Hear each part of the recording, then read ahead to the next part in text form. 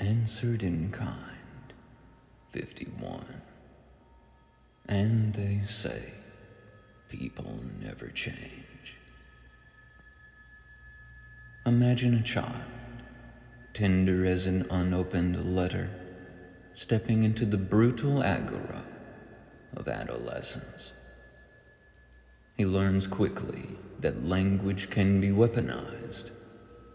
A slur is not merely a word, it is a bark, a territorial snarl. It is flung not for meaning, but for exclusion. The point is not accuracy, but injury. The syllables are chosen for their corrosive capacity. They are meant to twist, to isolate, to make a human being recoil from their own reflection. And so the child adopts them. Not because he is wicked at root, but because he is afraid. Because belonging, at that age, is oxygen. Because ridicule feels like annihilation. So he sharpens his tongue and joins the chorus. He learns to sneer before he can truly reason. He participates in a theater of diminishment, mistaking it for strength. Years pass. He leaves that city.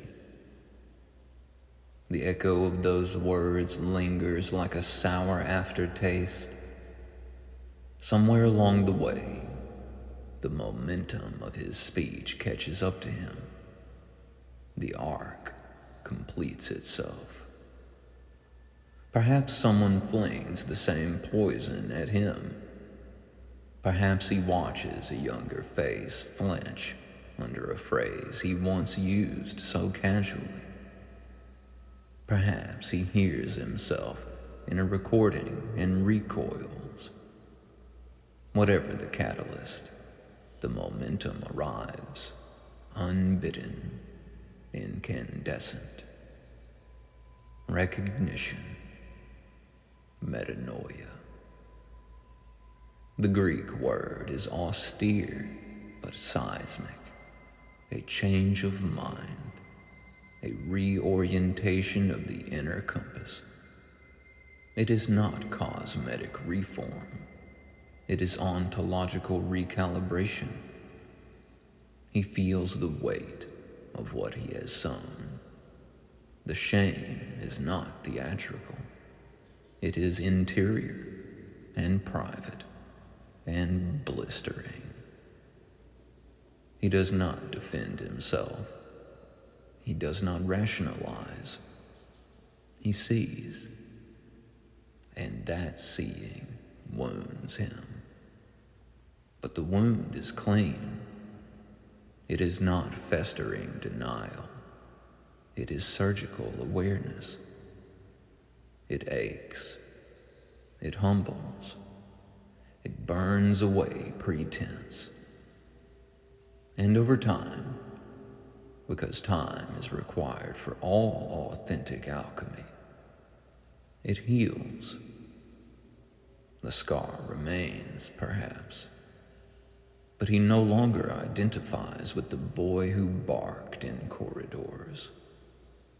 He cannot even fully locate him. That boy feels like a fossil embedded in strata he has long since walked beyond. He changes, quietly, without announcement, without demanding applause. He simply does not speak that way anymore. He does not think that way anymore. He has tasted the bitter return of his own contempt, and it cured him of the appetite. But not everyone updates their internal ledger. There are those who heard about the boy he once was and enshrined that image as permanent. They clutch it like a relic. They speak of him as though he is still pacing those school hallways, snarling to survive. They feel righteous when they jab at the phantom wound. They imagine they are administering justice, yet there is no wound there anymore. It is an archaeological site.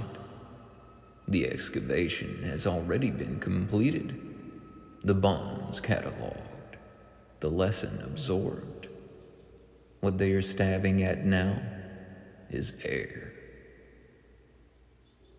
And so we arrive at the question that hovers like a quiet verdict. Who, precisely, is stuck in the past? To be anchored to an obsolete version of another human being is to live in a museum of grievances. It is to curate resentment as though it were moral clarity. It is to confuse memory with virtue. And this confusion is pernicious because it feels like integrity. I remember what you did, they say, as though recollection were identical with righteousness. But context is the missing dimension. To freeze a person in their worst moment is a kind of metaphysical reductionism. It denies the flux inherent in consciousness. It assumes stasis in a universe defined by process.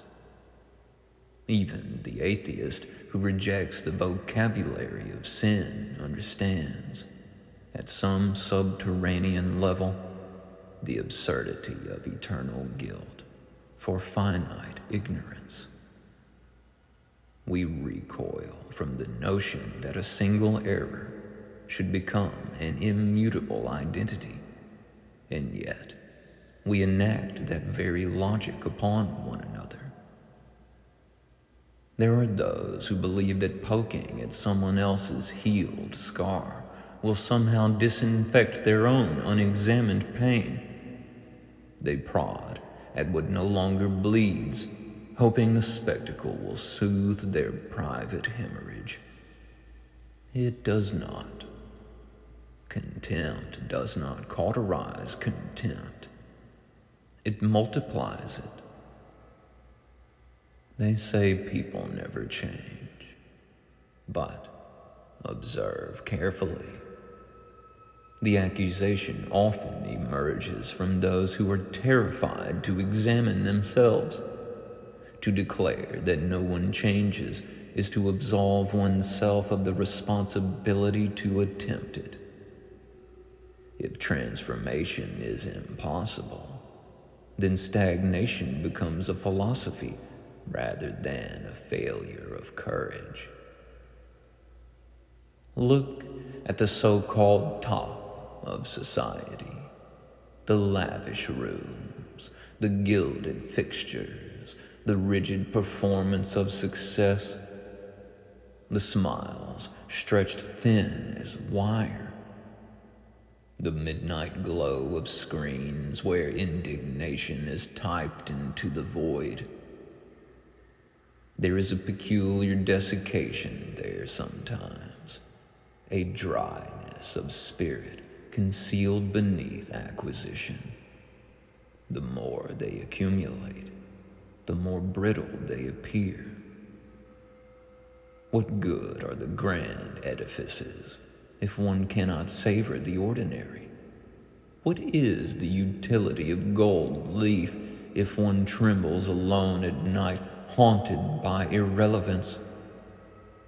The frantic clinging to prestige, to patterns, to a bygone cultural supremacy, it betrays fear. When change knocks, they respond not with curiosity, but with spite. They attempt to revoke what they cannot control, They seek to wound those who seem unburdened by the very hierarchies they worship.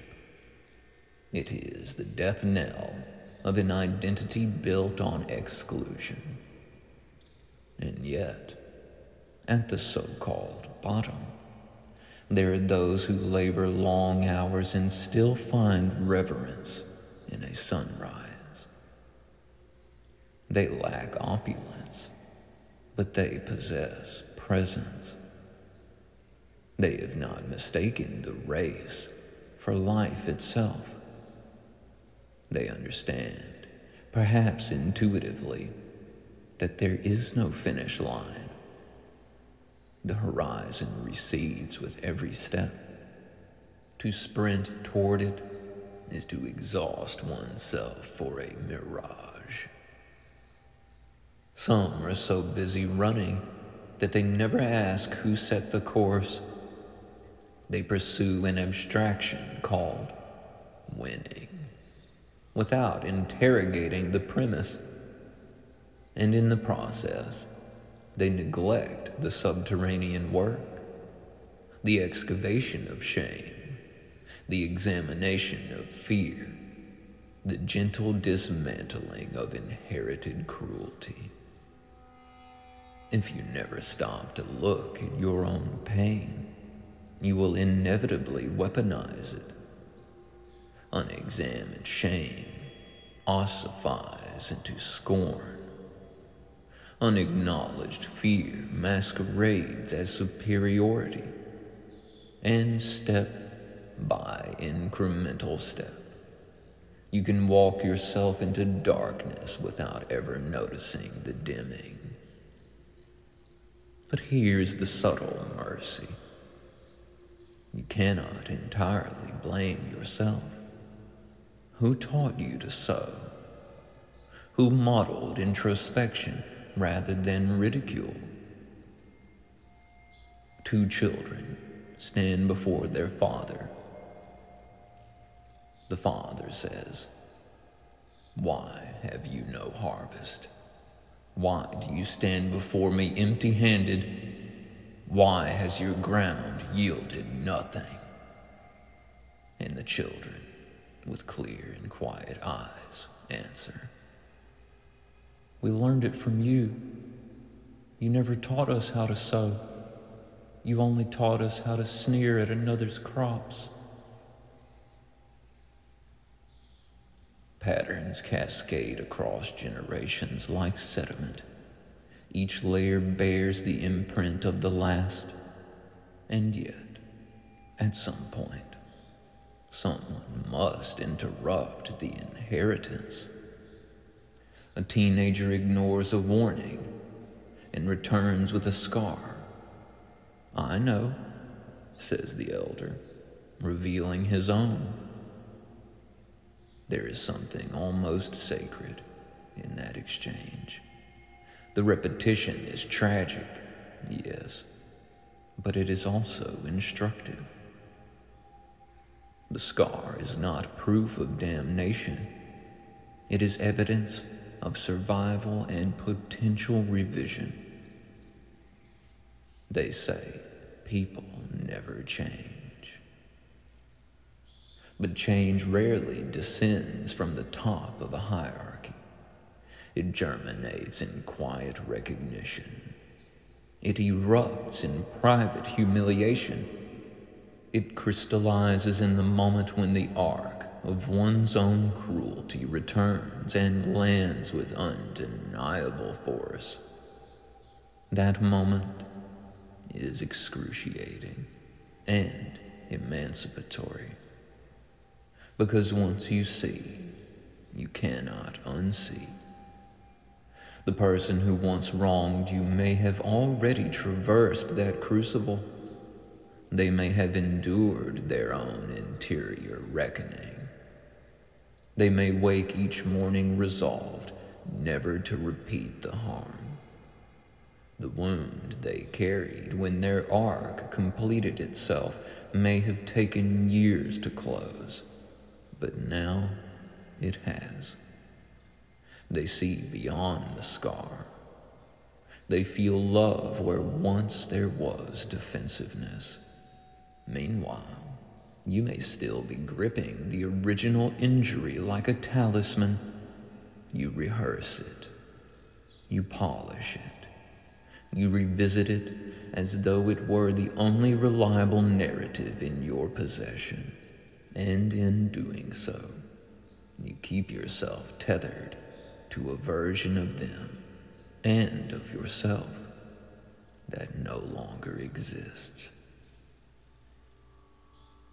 The past is a river that has already turned the wheel. To dwell on the water that has flowed beyond the mill is to grind nothing. There is, as you say, a fountain of youth. It is not mythic geography. It is immediacy. It is the present breath untainted by retrospective venom. To drink from it is disarmingly simple. Do not ingest the poison. Refuse the internal rehearsal of contempt. Decline the seduction of superiority. Attend to this inhalation, this exhalation. Masters across millennia have articulated this in varied dialects. Attention is liberation. Where you focus, there you dwell. If you fixate on the offense, you inhabit the offense. If you fixate on the scar, you perpetuate the wound. If you fixate on growth, you participate in it. And they say people never change. The deeper paradox is that the real you is not the accumulation of your errors. It is the awareness capable of recognizing them. That awareness has been constant. It waited patiently while you barked and sneered. It waited while you were humiliated. It waited while you clung to resentment. It is the quiet witness beneath the noise. To change is not to become someone else. It is to align more faithfully with that witness. The terror arises because looking inward threatens the ego's continuity. If you admit you are wrong, who are you? If you release the grievance, what anchors your identity? If you abandon the hierarchy, what validates your worth? And so some cling to patterns long after they have calcified. They mistake familiarity for safety. They resist the new season because the old one, though barren, is predictable. But time does not consult preference.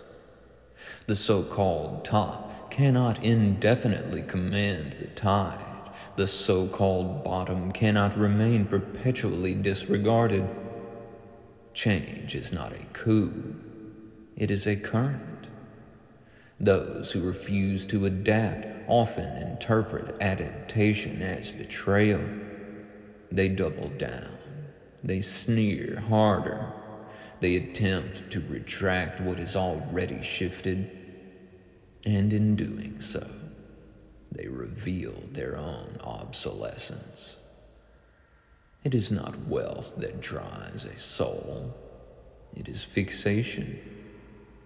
It is the inability to release an identity that no longer corresponds to reality. It is the insistence that the world remains static to preserve one's self-concept. Meanwhile, the invitation persists. Examine your pain. Complete your arc. Let the wound close. Allow the scar to become wisdom rather than weapon. If someone has changed, acknowledge it. If you have changed, embody it. If neither of you has, begin. There is no race. There is no finish line. There is only this moment, pulsing with the possibility of revision. Every blink is a hinge. Every breath is a threshold. They say people never change. Perhaps what they mean is that essence remains. The core awareness does not mutate, but expression, behavior, perspective, these are malleable. They are clay in the kiln of recognition. So who is stuck in the past? The one who evolved and moved forward? Or the one who insists on conversing with a ghost? The answer is almost too obvious to articulate. Dwell not on water that has already passed over the wheel. If it is done, it is done. Learn, sow, reap, release. Keep on keeping on.